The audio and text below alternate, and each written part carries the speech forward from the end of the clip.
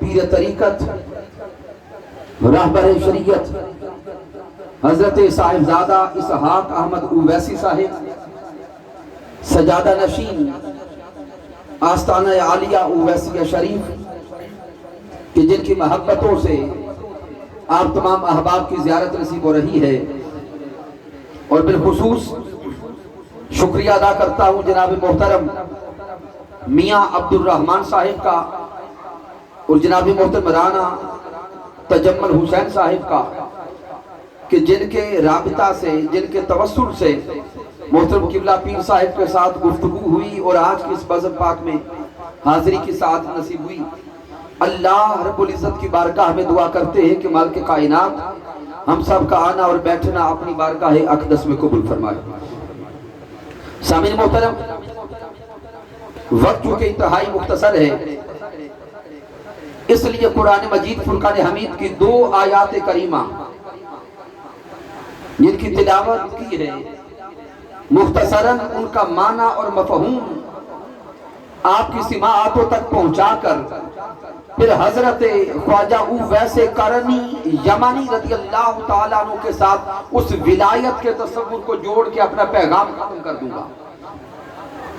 سامعین محترم، بیٹھے ہیں ایک ولی کے در پر۔ ولی کہتے کسے ہیں؟ ولی کا معنی کیا ہے اور ولی سے مراد کیا ہے؟ لفظ ولی کے اگر معنی لغت کی کتب میں دیکھیں تو آپ کو درجنوں معانی لفظ ولی کے ملیں گے، لیکن آج کی اس عرس پاک کی مجلس میں 2 معانی پہ آپ کی توجہ کروانا چاہتا ہوں۔ لفظ ولی کا ایک معنی ہے بادشاہ ہونا، اور لفظ ولی کا ایک معنی ہے غلام ہونا۔ میں دیگر جو معروف معانی ہیں ان کی طرف نہیں لے جانا چاہتا، بس ان 2 معانی پہ آپ کی توجہ چاہتا ہوں کہ لفظ ولی کا ایک معنی ہے غلام ہونا، اور لفظ ولی کا دوسرا معنی ہے بادشاہ ہونا۔ جو اللہ کا ولی ہوتا ہے وہ بیک وقت غلام بھی ہوتا ہے اور وہ بیک وقت بادشاہ بھی ہوتا ہے۔ اب ذہن سوال کرے گا کہ اگر ایک شخص ہے وہ اللہ کا ولی ہے تو ایک ہی وقت میں وہ غلام کیسے اور بادشاہ کیسے؟ تو سامعین جان لیں، وہ اللہ کا ولی جب اللہ کی بارگاہ میں عبدیت کے درجے پر ہوتا ہے تو وہ اللہ کا بندہ ہوتا ہے، جب رب کی بارگاہ میں بندگی کے مقام پر ہوتا ہے تو وہ اللہ کا ولی، اللہ کا غلام ہوتا ہے۔ اور جو غلام ہوتا ہے اس کی علامت یہ ہے کہ وہ اپنا سب کچھ اپنے مالک کے نام پہ قربان کر دیتا ہے۔ غلام ہونے کی نشانی یہ ہے کہ غلام اپنے مالک کے سامنے نہ اپنا نام رکھتا ہے، نہ اپنا کام رکھتا ہے، نہ اپنی پہچان رکھتا ہے، نہ اپنا دھیان رکھتا ہے۔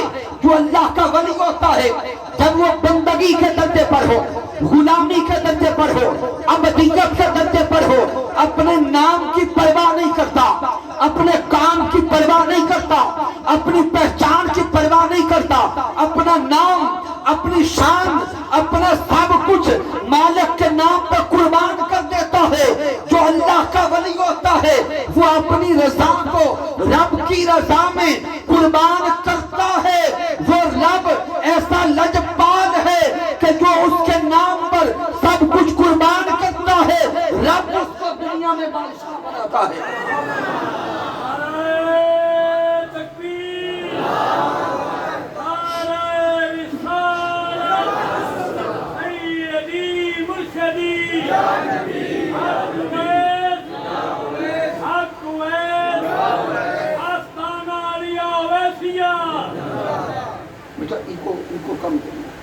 تو سامعین محترم، بس مختصراً یہ نقطہ سمجھانا چاہتا تھا کہ اللہ کا ولی اللہ کی بارگاہ میں درجہ غلامی پر ہوتا ہے، درجہ بندگی پر ہوتا ہے، اور جب رب کی بارگاہ میں درجہ بندگی پر ہوتا ہے، پھر اس کی شان یہ ہوتی ہے کہ رب چاہے تو کھاتا ہے، رب چاہے تو پیتا ہے، رب چاہے تو ہنستا ہے، رب چاہے تو روتا ہے، رب چاہے تو اٹھتا ہے، رب چاہے تو بیٹھتا ہے۔ وہ اپنا سب کچھ اپنے مولا کی بارگاہ میں پیش کر دیتا ہے۔ حضور شیخ الاسلام ڈاکٹر محمد طاہر القادری مدہ ذلہ علی فرماتے کہ ولی کا مقام یہ ہے کہ ولی رب کی بارگاہ میں یوں ہوتا ہے جس طرح مردہ غسل دینے والے کے ہاتھوں میں ہوتا ہے، جس طرح مردہ غسل دینے والے کے ہاتھوں میں ہو۔ اب سوچیں، جب انسان مردہ ہے، غسل دینے والا اسے غسل دے رہا ہے، تو اب غسل دینے والا چاہے تو اسے دائیں کروٹ کر دے، غسل دینے والا چاہے تو بائیں کروٹ کر دے، چاہے تو اٹھا دے، چاہے تو لٹا دے۔ کیا مردہ یہ کہتا ہے ایسا کیوں کیا؟ بولے نہیں، مردے کی اپنی کوئی مرضی نہیں ہوتی۔ تو جب انسان رب کی بارگاہ میں درجہ بندگی پر، درجہ ابدیت پر ہو، وہ اللہ کی بارگاہ میں اپنے آپ کو یوں پیش کر دیتا ہے کہ اللہ کے سامنے اپنی مرضی نہیں رکھتا، مرضی رب کی ہوتی ہے، جسم بندے کا ہوتا ہے۔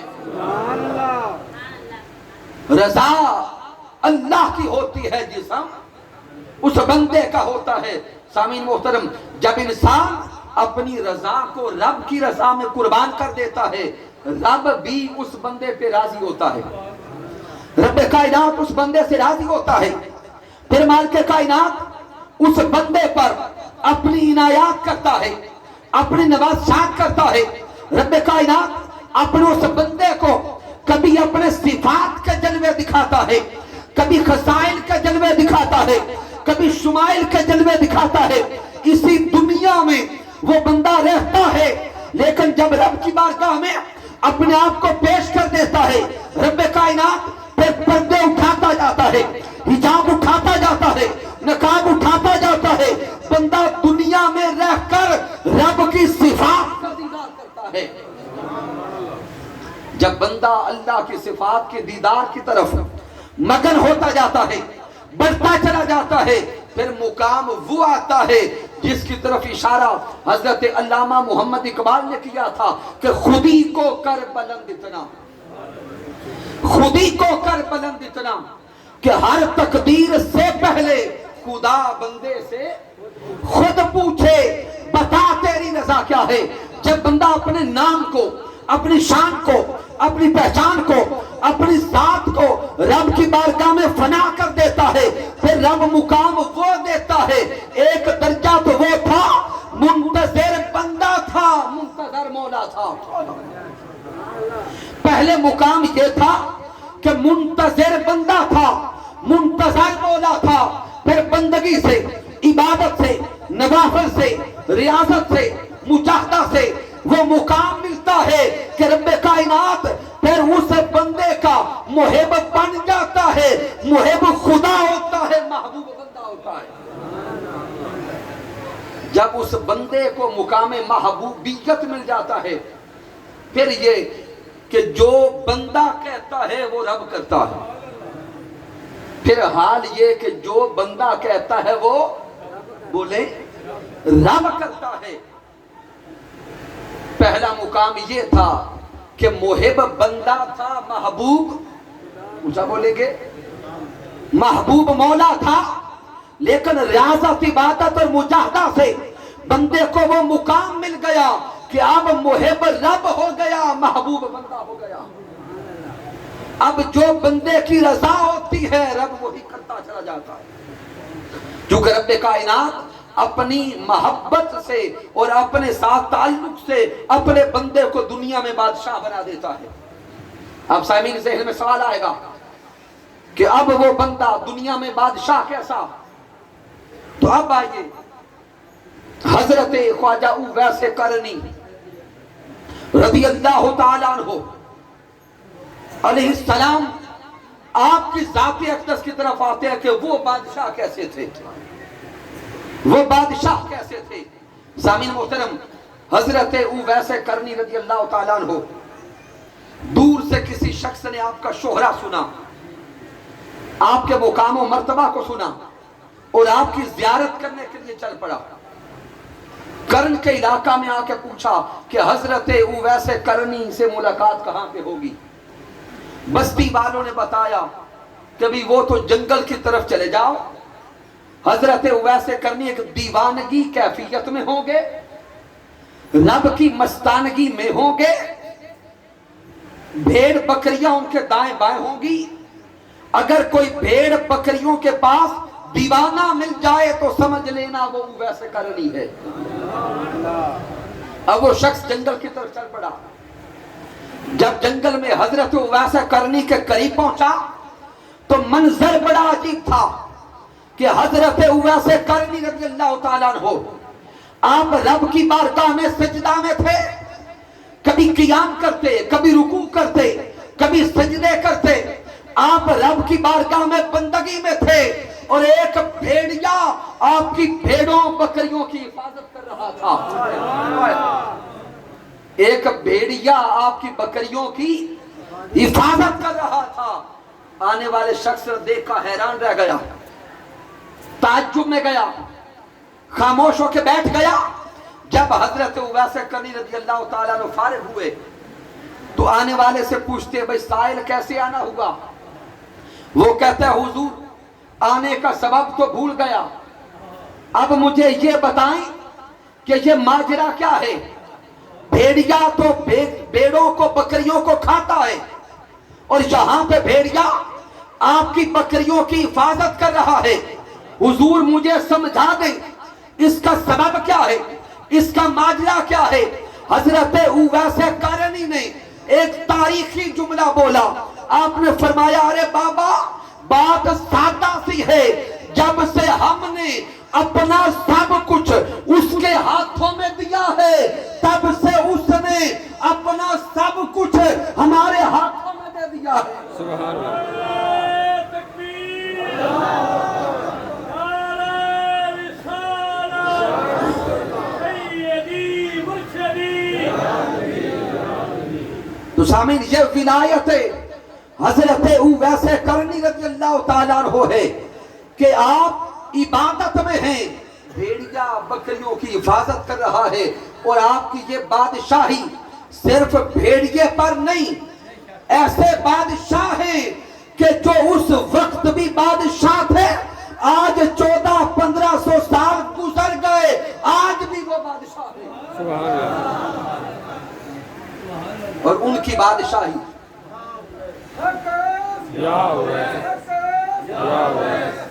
تو شامل محترم، اب میں اختصار کے ساتھ تھوڑے سے تعارف کی طرف آنا چاہتا ہوں کہ حضرت خواجہ اویس کرنی رضی اللہ تعالیٰ عنہ کا تعارف کیا ہے۔ یقیناً آپ عرفاء بیٹھے ہیں، مشائخ بیٹھے ہیں، مشائخ کے در سے فیض کا تعلق رکھنے والے بیٹھے ہیں، یقیناً بہت احباب بڑی ڈیٹیل اور تفصیل کے ساتھ جانتے ہوں گے۔ حضرت اویس کرنی رضی اللہ تعالیٰ عنہ آپ یمن کے علاقہ کرن میں پیدا ہوئے، آپ کا نام اویس رکھا گیا، آپ کا لقب خیر التابعین ہے، سبحان اللہ، سید التابعین۔ سامعین محترم، ایک درجہ صحابیت ہے، ایک درجہ تابعیت ہے۔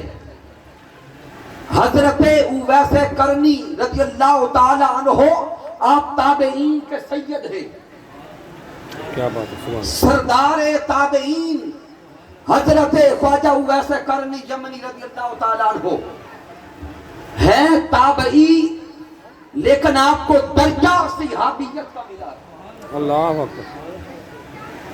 اور سامعین محترم، ساری زندگی سر کی آنکھوں سے آقا علیہ السلام کا دیدار نہ پایا، ساری زندگی سر کی آنکھوں سے آقا کا دیدار نصیب ظاہراً نہ ہو سکا، اور ظاہراً میرے آقا علیہ السلام نے بھی حضرت اویس کرنی کو نہیں دیکھا، لیکن صحیح مسلم کو اٹھائے، سیاستہ کی کتب کو اٹھائیں. میرے آقا علیہ السلام سے حضرت اویس کرنی عشق کرتے تھے اور محمد مصطفیٰ اویس کرنی سے محبت کرتے تھے. سبحان اللہ. اللہ اکبر. یا رسول اللہ. یا علی. حضرت اویس کرنی رضی اللہ تعالیٰ عنہ یہ فنا فی الرسول تھے، تاجدار کائنات کی ذات اقدس میں مقام فنائیت پر تھے. دن رات آقا کا نام لے کر روتے، دن رات تاجدار کائنات کے نام کا ورد کر کے رویا کرتے. ظاہراً دیدار نہ کر سکے. ادھر یہ عاشق مصطفیٰ تھے اور میرے مصطفیٰ وہ خود محب اویس کرنی تھے. سبحان اللہ. سامعین جو دلیل کہنا چاہتا ہوں، احادیث کی کتب کا مطالعہ کریں. میرے آقا علیہ السلام بعض اوقات کرن یمن کی طرف چہرہ اقدس کرتے، اپنا سینہ اقدس یمن کی طرف کر کے صحابہ سے فرماتے، اے میرے عاشقو مجھے یمن سے اپنے دوست کی خوشبو آتی ہے. سبحان اللہ. یا اویس. یا اویس. میرے آقا فرماتے مجھے یمن سے کرن سے اپنے دوست اویس کی خوشبو آتی ہے. سامعین کیسی محبت ہے جو محبوب کی بارگاہ میں قبول ہو گئی. پھر صحیح بخاری کو اٹھائیں. میرے آقا علیہ السلام نے فرمایا، دعا فرمائی، اللہم بارک لنا فی شامنا وبارک لنا فی یمننا. اللہ اکبر. میرے آقا دعا فرماتے ہیں، اے رب کائنات ہمارے شام میں برکت عطا فرما اور ہمارے یمن میں برکت عطا فرما. ساتھ کسی نجد والے شخص نے کہا حضور نجد کے لیے بھی برکت کی دعا کر دے. آقا نے دعا نہیں کی، خاموش ہو گئے. پھر آقا نے دوبارہ دعا فرمائی، اللہ شام میں برکت عطا کر، یمن میں برکت عطا کر. تیسری بار پھر دعا کی، اے اللہ شام میں برکت عطا کر، یمن میں برکت عطا کر. ذہن میں سوال آیا کہ سونے مصطفیٰ شام کے لیے اور یمن کے لیے برکت کی دعا کیوں کرتے ہیں؟ عرفاء بیان کرتے ہیں اس لیے دعا کی کہ شام انبیاء کا شہر تھا، یمن حضرت اویس کرنی کا شہر تھا. میرے آقا حضرت اویس کرنی کی نسبت سے یمن کے لیے برکت کی دعا کرتے ہیں، یمن کے لیے برکت کی دعا کرتے ہیں. سامعین میرے آقا علیہ السلام نے اپنی حیات طیبہ کے آخری ایام میں حضرت عمر فاروق رضی اللہ تعالیٰ عنہ اور حضرت علی شیر خدا رضی اللہ تعالیٰ عنہ آپ کو اپنا کرتا مبارک عطا فرمایا اور کرتا مبارک عطا کر کے فرمایا کہ اے عمر فاروق اور علی شیر خدا آپ میرے دوست اویس سے ملو گے. جب اویس سے ملاقات ہوگی میرا سلام کہنا، میرا کرتا تحفہ دینا اور تحفہ دے کر میری طرف سے کہنا کہ محمد مصطفیٰ نے کہا ہے کہ میری امت کے لیے دعا کر دے. سبحان اللہ. سامعین محترم تصور تو کریں کہ کتنا اعلیٰ مقام کہ جن سے دعا کروانے کے لیے میرے محبوب حکم دے رہے ہیں. پھر یہاں پر اگر تھوڑا سوچا جائے، صدقے جائیں آقا علیہ السلام کے علم نبوت پر. میرے آقا علیہ السلام نے یہ بشارت، یہ حکم حضرت صدیق اکبر کو نہیں دیا، حضرت عثمان ذو النورین کو نہیں دیا، دیگر 1,00,000 سے زائد صحابہ کو نہیں دیا. کیوں کہ تاجدار کائنات جانتے تھے کہ حضرت اویس کرنی سے اگر ملاقات ہوگی تو وہ عمر فاروق کو نہیں ملاقات ہوگی. سبحان اللہ. سامعین محترم وقت آگے چلتا گیا، گزرتا گیا، یہاں تک کہ حضرت عمر فاروق رضی اللہ تعالیٰ عنہ کا دور خلافت آیا. حضرت عمر فاروق رضی اللہ تعالیٰ عنہ ہر سال حج پہ جاتے اور ہر سال حج پہ جا کر حضرت عمر فاروق رضی اللہ تعالیٰ عنہ یمن والوں کو تلاش کیا کرتے. اللہ سامعین شان حضرت اویس کرنی دیکھیں کہ خلیفہ وقت حضرت عمر فاروق امیر المومنین آقا کے صحابی ہو کر درجہ خلافت پا کر تلاش حضرت اویس کرنی کو کرتے ہیں. ہر سال تلاش کرتے. تو سامعین دو روایات آتی ہے ملاقات کی، لیکن میں جو معروف ہے اسی کی طرف آتا ہوں کہ حضرت عمر فاروق رضی اللہ تعالیٰ عنہ اور حضرت علی شیر خدا رضی اللہ تعالیٰ عنہ یہ آ کر حضرت اویس کرنی کی تلاش میں چل پڑے. حضرت اویس کرنی کی تلاش میں چل پڑے. سامعین محترم یہاں پہ ایک پیغام دینا چاہتا ہوں. حضرت عمر فاروق رضی اللہ تعالیٰ عنہ اور حضرت علی شیر خدا رضی اللہ تعالیٰ عنہ یہ دونوں درجہ صحابیت پر ہیں. دونوں درجہ صحابیت پر ہیں. اور حضرت اویس کرنی یمنی رضی اللہ تعالیٰ عنہ آپ درجہ تابعیت پر ہیں. شان میں کون؟ حضرت عمر فاروق علی شیر خدا اللہ ہے یا حضرت اویس کرنی؟ اونچا بولیں گے. حضرت عمر فاروق رضی اللہ تعالیٰ عنہ، حضرت علی شیر خدا رضی اللہ تعالیٰ عنہ. تو سامنے ذہن میں سوال آئے گا، ذہن ایک کوشچن کرے گا کہ اصول یہ ہے کہ چھوٹا بڑے کی تلاش میں چلے. اصول یہ ہے کہ چھوٹا بڑے کی تلاش میں چلے. اصول یہ ہے کہ شاگرد استاذ کی تلاش میں چلے، مرید اپنے پیر کی تلاش میں چلے، چھوٹا بڑے کی تلاش میں چلے. لیکن شان حضرت اویس کرنی یہ ہے کہ حضرت عمر فاروق علی شیر خدا شان میں بڑے ہو کر حضرت اویس کرنی کو تلاش کرنے چلے ہیں. سبحان اللہ. یا رسول اللہ، یا اویس، یا اویس، یا اویس. اور سامعین ساتھ ہی یہاں سے آج کے دور کے لیے اپنے لیے پیغام دینا چاہتا ہوں.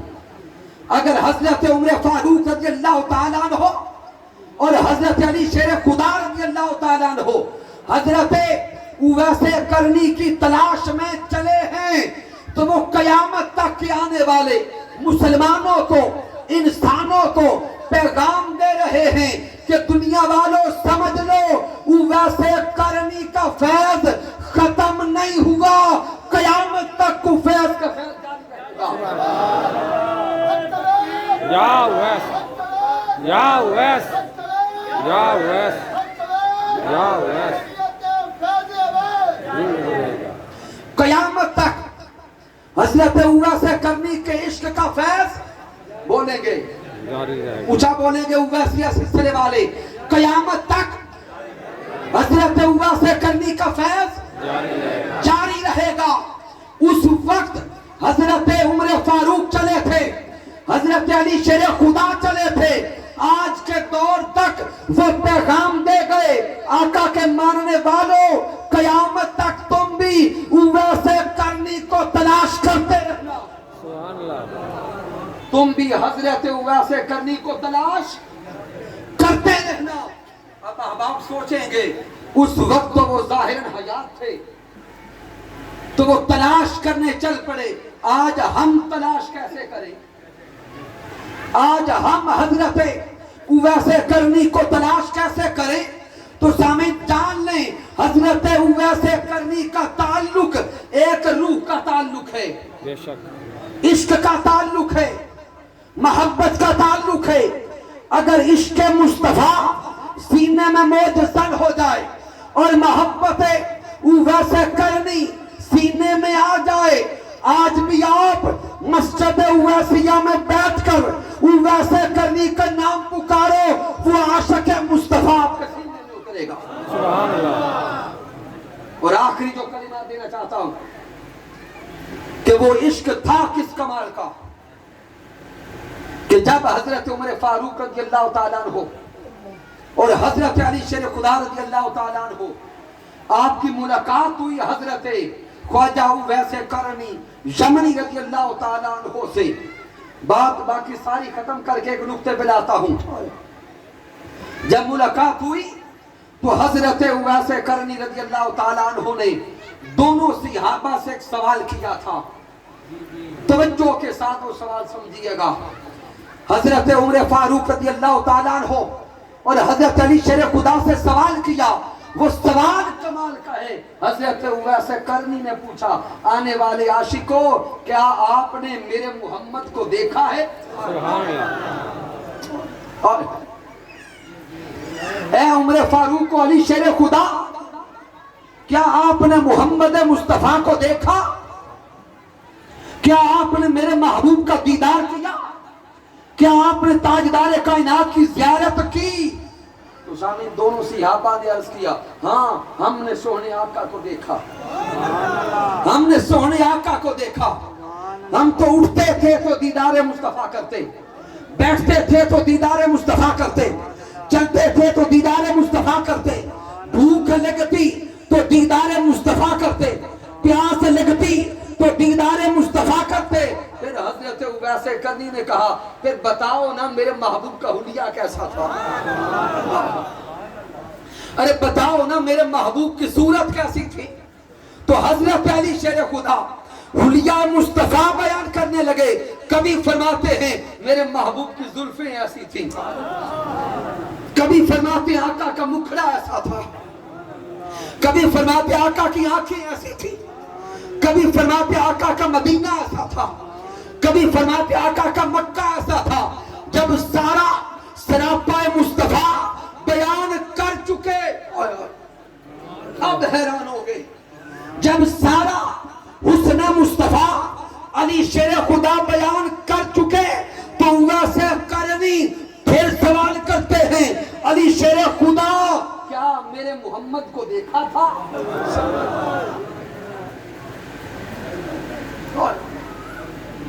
सारा हुलिया बयान हो चुका, सारा सरापा बयान हो चुका, सारी ज़ियारत मुस्तफा हो चुकी, लेकिन हजरत वैसे करनी फिर सवाल करते हैं, क्या तुमने मेरे मोहम्मद को देखा था? हजरत उमर फारूक रज़ी अल्लाह तआला अन्हु बयान फरमाते हैं, भाई अभी जो सारा चर्चा सुनते रहे, जिस चेहरे की बातें सुनते रहे, वो सरापा मुस्तफा था, वो हुलिया मुस्तफा था। लेकिन सदके जाएं इश्क वैसे करनी पर, सदके जाएं मारिफत वैसे करनी पर, सदके जाएं इरफान वैसे करनी पर। जब उमर फारूक ने फरमाया ये सरापा मुस्तफा का बयान हुआ तो हजरत वैसे करनी बोल के कहते हैं, अरे आने वालों, ये जो बयान किया है ये सब कुछ तो मोहम्मद का साया था। ये जो बयान किया है ये सब कुछ मोहम्मद का साया था।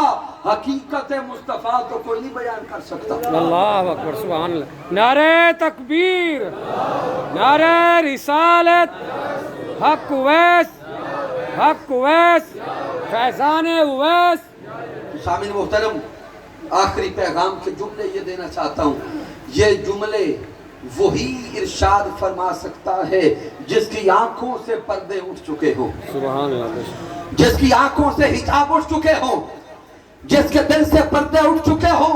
जाहिरन तो हजरत वैसे करनी ने आका का दीदार ना किया होगा, लेकिन दिल की आंखों से, रूह की आंखों से, बातन की आंखों से, लताइफ की आंखों से वो हर वक्त दीदार मुस्तफा करते थे। सुभान अल्लाह, बेशक हर वक्त दीदार मोहम्मद मुस्तफा सल्लल्लाहु अलैहि वसल्लम किया करते थे। सामीन मोहतरम, वक्त मुकम्मल हो चुका है। मैं बारे दिगर शुक्रिया अदा करता हूँ जनाब मोहतरम किबला पीर तरीक़त साहिब का, आपके खानवादा के जमी अहबाब का, आपके मुतवस्सिलीन और मुतअल्लिकीन का, جو عنوان ذہن میں تھا ابھی تو اس کی ابتدا تھی، لیکن رب کائنات نے اگر چاہا تجھے عشق حضرت اویس قرنی رضی اللہ تعالیٰ عنہ کی باتیں چلتی رہیں گی، ہماری زندگیاں ختم ہوتی رہیں گی۔ بے شک میں بارے دیگر مبارکباد پیش کرتا ہوں اس عظیم عرص مبارک کے انعقاد پر۔ حضور شیخ الاسلام ڈاکٹر محمد طاہر القادری مدہ ضلع والی کی طرف سے نمائندگی کرتے ہوئے آج میں آپ کی بارگاہ میں حاضر ہوا ہوں، آپ کا سلام لے کر، آپ کے صاحبزادگان کا سلام لے کے حاضر ہوا ہوں۔ بہت ساری دعائیں حضور شیخ الاسلام نے بھیجی ہیں، رب کائنات ہمیشہ اس آستانہ کو سلامت رکھے، قائم رکھے، آباد رکھے اور شاد رکھے۔ اور میں ساتھ ہی قبلہ پیر صاحب سے عرض کروں گا کہ جب لاہور تشریف لائیں تو تشریف لائیں مرکز میں حج القرآن پر، ہمارے مہمان بنے، ہم آپ کی زیارت کریں۔ رب کائنات آپ سب کا آنا اور ہم سب کا بیٹھنا اپنی بارگاہ اقدس میں قبول فرمائے۔ وما علینا الا البلاغ المبین۔ سبحان اللہ۔